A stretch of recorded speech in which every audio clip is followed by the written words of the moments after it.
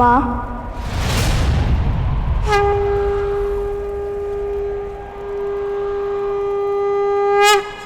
मुझे ज्ञात है माँ, इस समय पिताश्री से विरह की पीड़ा ने आपको विचलित कर रखा है, किंतु आप ही से सीखा है कि संसार की विषम से विषम पीड़ा का निवारण उसका सामना करने से ही संभव हो, उस पीड़ा से मुंह फेर लेने से नहीं।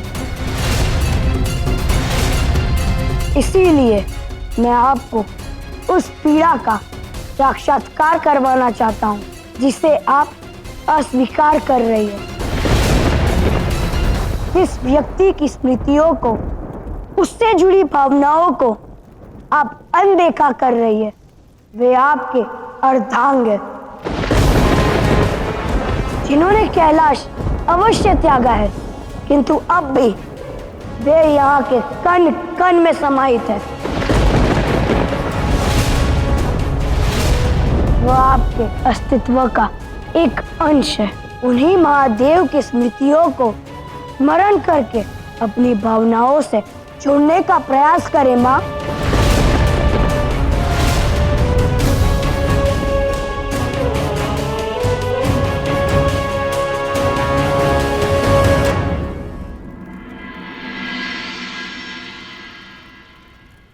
स्मरण करें माँ।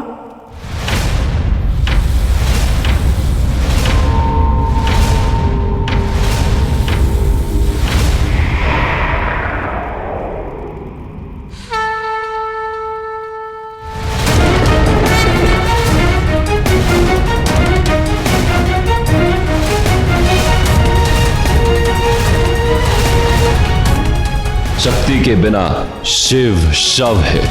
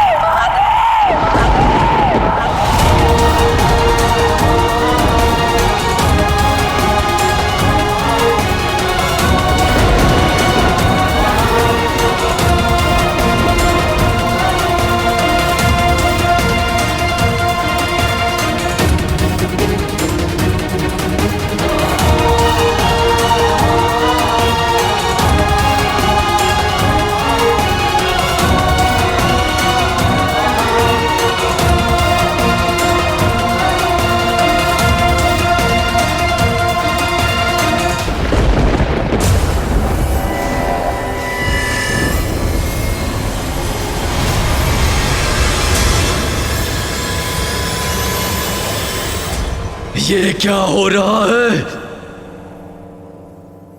कुछ नहीं दुर्गमासुर, अश्रु हैं।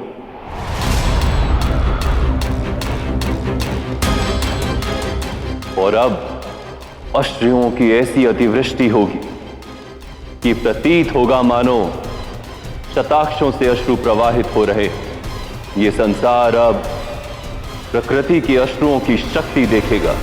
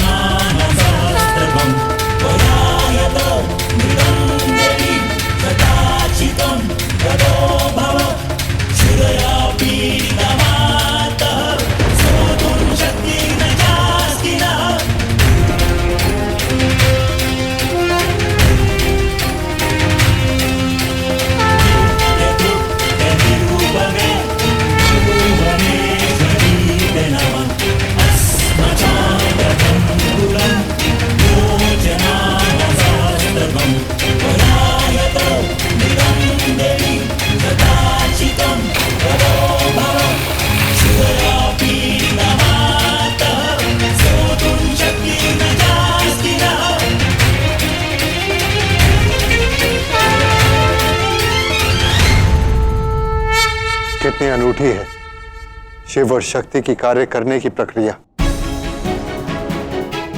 भले ही महादेव देवी पार्वती के साथ नहीं, किंतु देवी पार्वती के अभिव्यक्ति के रूप में उनका मार्गदर्शन निहित है। इन अश्रुओं को मत बहाओ गौरी, क्योंकि तुम प्रकृति हो और प्रकृति का एक एक अश्रु अमूल्य है, क्योंकि ये एक बूंद जीवन का सक्रिय स्रोत है। इस तथ्य को स्मरण रखना गौरी। महादेव से विरह की वेदना को जिस प्रकार देवी पार्वती ने अभिव्यक्त किया है, ऐसा लगता है मानो शत अक्षों से अश्रु प्रवाहित हो रहे हों। और इसलिए आज से ये संसार देवी पार्वती को शताक्षी देवी के नाम से जानेगा।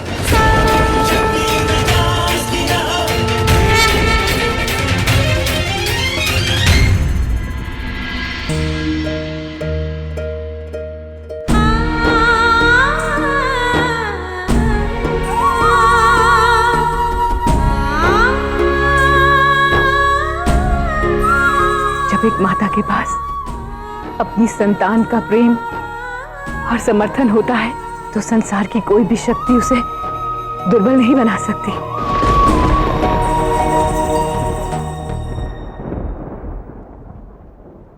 अब समय आ गया है दुर्गमासुर के प्रकोप से संसार की रक्षा करने का।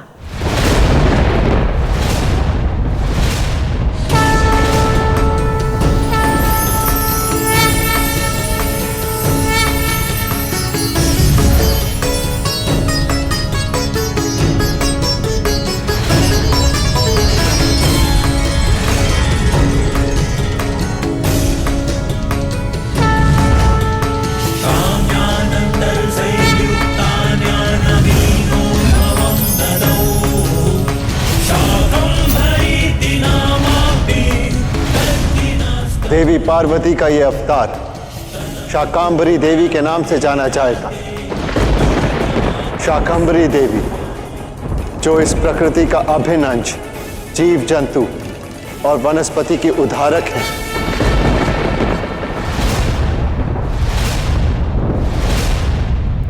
नहीं, असंभव।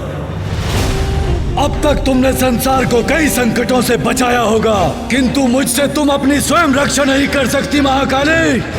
सावधान दुर्गमासुर, तुम्हें अब भी लगता है कि तुम महाकाली जगत की जननी का अंत कर पाओगे? मेरे जीवन का एक ही उद्देश्य है, महाकाली का अंत, और मेरे इस लक्ष्य से मुझे कोई नहीं हटा सकता।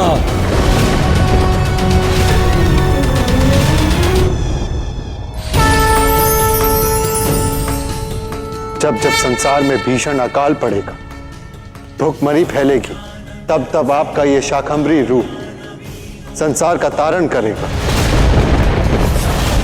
दुर्गमासुर के शिव और शक्ति को विच्छेद करने के अनेकों प्रयास के पश्चात भी इस संसार को अन्न, जल और वनस्पति से समृद्ध करने के लिए धन्यवाद। अब समय आ गया है कि उसे दंड दिया जाए जिसके कारण ये विपदा आई। दुर्गमासुर, दुर्गमासुर, दुर्गमासुर।